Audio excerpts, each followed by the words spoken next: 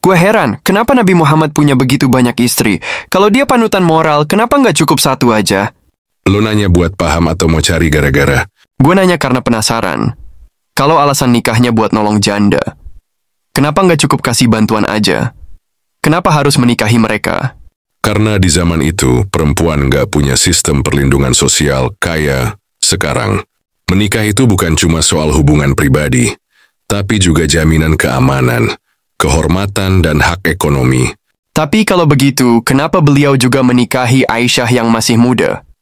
Itu bukan soal perlindungan, kan? Zaman dulu, umur buat menikah beda dengan standar sekarang. Remaja udah dianggap dewasa dan siap menikah. Lagi pula, pernikahan Nabi dengan Aisyah bagian dari membangun hubungan politik dan sosial di masyarakatnya. Tapi tetap aja, kalau Nabi itu contoh sempurna buat umat manusia, kenapa nggak ninggalin tradisi yang lebih progresif? Kenapa poligami masih diperbolehkan sementara zaman udah berubah? Lu lupa satu hal, Nabi nggak ngenalin poligami. Itu udah ada jauh sebelum Islam. Tapi Islam yang pertama kali ngasih batasan. Maksimal 4 istri, dan dengan syarat harus adil.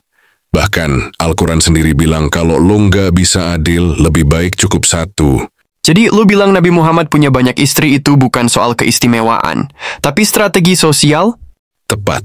Lu boleh nggak setuju, tapi lu juga harus ngerti konteksnya. Yang jadi masalah sekarang bukan Nabi, tapi orang-orang yang pakai alasan agama buat ngebenerin hawa nafsu mereka sendiri. Itu yang harus lo pertanyakan.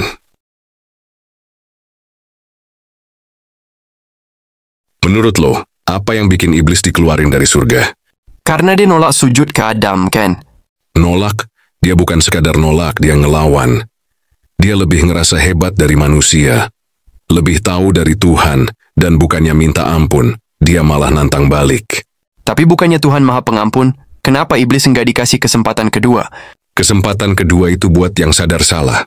Iblis, dia nggak nyesel, malah bersumpah buat nyeret manusia ke neraka. Lu pikir pengkhianat kayak gitu masih pantas dikasih tempat di surga? Tapi kalau gitu, berarti Tuhan udah nentuin dia jahat dari awal? Salah besar. Iblis punya pilihan sama kayak manusia, tapi dia lebih milih kesombongan.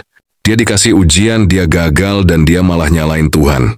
Lu pikir itu sikap yang pantas dimaafin? Jadi menurut lo, ada dosa yang nggak bisa ditebus? Bukan cuma nggak bisa ditebus, tapi juga nggak layak dimaafin. Dan yang lebih gila, banyak manusia yang kelakuannya lebih mirip iblis dari yang mereka sadari. Sombong, nggak mau ngaku salah, selalu nyalain keadaan. Bedanya, iblis nggak pura-pura suci. Makanya gue bilang, kadang manusia lebih munafik dari iblis itu sendiri.